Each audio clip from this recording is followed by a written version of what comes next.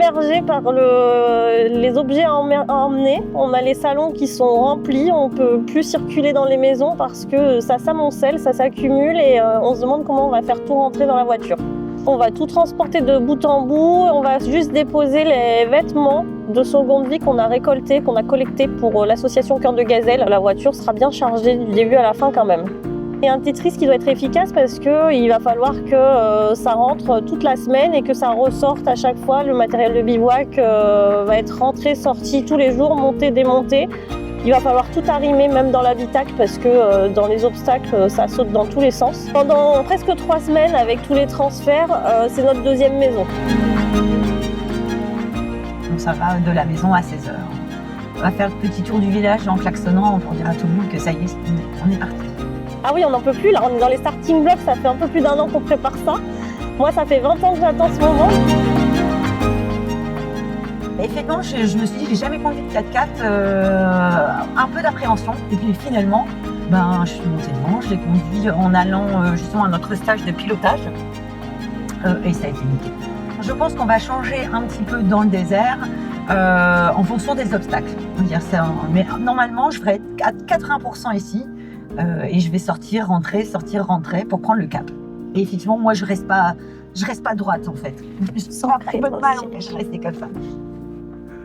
Moi, je m'attends à un mélange d'excitation et de j'y vais pas, est-ce que je passe par là, est-ce que je passe pas, de questionnement constant.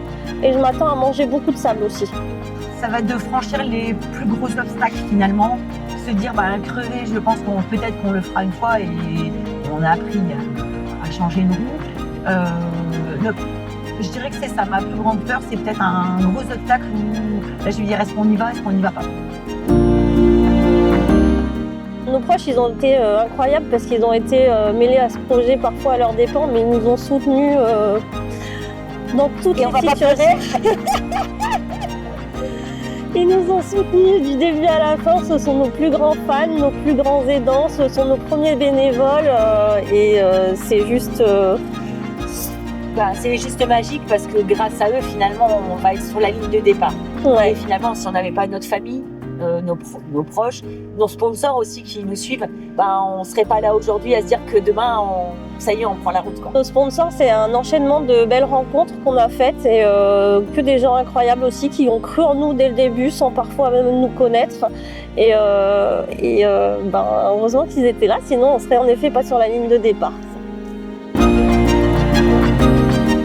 Alors moi, c'est l'émotion. Vraiment, je pense que je vais être submergée. C'est une sensation, des larmes qui vont monter, donc des larmes de joie bien évidemment, parce que j'y suis arrivée et je suis sur la ligne de départ. Ah oui, on a prévu plein de paquets de Kleenex parce qu'en effet, moi je m'attends à beaucoup d'émotions aussi. Rien que d'en parler, souvent j'en ai les larmes aux yeux. J'ai mes parents et mes enfants qui m'accueillent sur la ligne d'arrivée avec mon grand frère, donc forcément on va pleurer comme des madeleines, je pense. On est des petits cœurs toutes les deux, donc il faut plein de mouchoirs à caser aussi dans le Tetris dans la voiture. Mais c'est très bien. Génial. Là, Et vous en pensez oui, bien? très bien, ouais. Ah si, super. Voilà.